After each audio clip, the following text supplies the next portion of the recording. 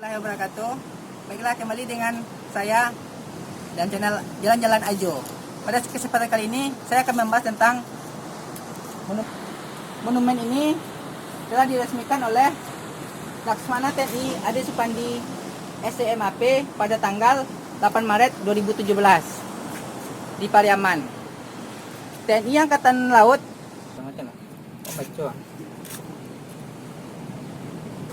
Monumen perjuangan ini dibangun di lahan tepi pantai seluas 600 meter persegi dan terletak tepat di pusat keramaian, diantaranya stasiun Kota Pariaman.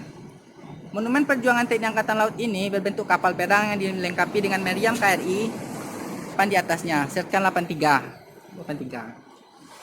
Pada bagian belakang kapal terdapat tulisan serta diorama yang menerangkan tentang perjuangan TNI Angkatan Laut Pariaman pada agresi militer kedua. Di bagian sisi kiri dan kanan monumen terdapat tank amfibi PT-76 buatan Uni Soviet pada 1947 yang bertuliskan marinir serta meriam howitzer M30 122 mm yang selama ini juga berjasa dalam mempertahankan Indonesia. Dalam monumen terdapat ruangan-ruangan yang dimanfaatkan sebagai museum sebagai sarana pewarisan sejarah dan pendidikan.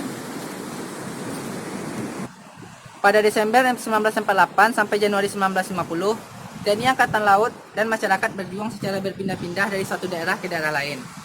Seiring perpindahan TNI Angkatan Laut pada masa Perang Revolusi untuk mempertahankan kemerdekaan itu karena belum memiliki perlengkapan tempur yang memadai. Sehingga pada Perang Revolusi TNI Angkatan Laut hanya menggunakan kapal-kapal kecil dan perang lebih banyak di darat daripada di laut. Pada tahun 1957, TNI Angkatan Laut baru memiliki kapal dan persenjataan yang memadai. Berdasarkan catatan sejarah, Kota Pariaman pernah dijadikan basis pertahanan karena pada agresi militer Belanda pertama, tentara Belanda berusaha menguasai Sumbar dan secara perlahan menguasai bagian pesisir provinsi itu. Pada Maret 1946, Mayor Sulaiman diperintahkan oleh Komandan Divisi 3 Banteng untuk memindahkan markas Komando TKR Sumatera Tengah ke Pariaman karena kondisi Kota Padang yang sudah tidak aman. Yaitu kota tersebut dikenal sebagai markas Pangkalan Besar Pariaman. Pada agresi militer Belanda kedua, tentara Belanda merebut Pariaman dengan melakukan beberapa kali serangan. Serangan pertama terjadi pada 19 Desember 1948 dengan menggunakan kapal perang serta meriam kaliber 130 dari depan Pulau Angso-Duo, Pariaman yang bermarkas di Angkatan Laut. Pada agresi militer Belanda kedua, tentara Belanda berusaha merebut Pariaman dengan melakukan beberapa kali serangan.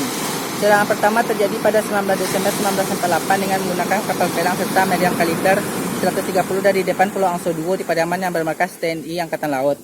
Serangan tersebut dibalas oleh TNI Angkatan Laut dengan tembakan meriam tomong buatan Sawalunto, namun tidak berhasil karena dikarenakan jarak tembaknya tidak bisa mencapai sasaran.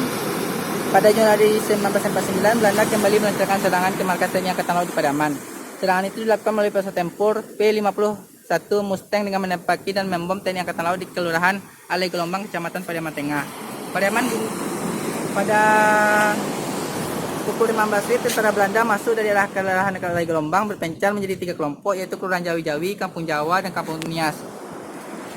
Tujuannya adalah untuk mengepung Pariaman. Meskipun serangan Belanda semakin gencar, TNI Angkatan Laut tetap bertahan di posisinya masing-masing, salah satunya di bangkai terletak di Jalan Pertuguan dekat kantor pos Pariaman sekarang. Dalam bangkai tersebut terdapat 36 yang terdiri dari TNI Angkatan Laut dan warga sipil.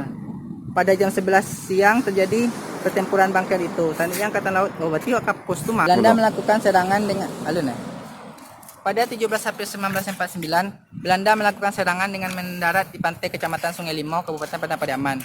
Kedatangan pasukan Belanda tersebut disambut dengan tembakan dari TNI Angkatan Laut. Pasukan Belanda yang mendarat terpaksa memundurkan diri dan kembali ke kapal.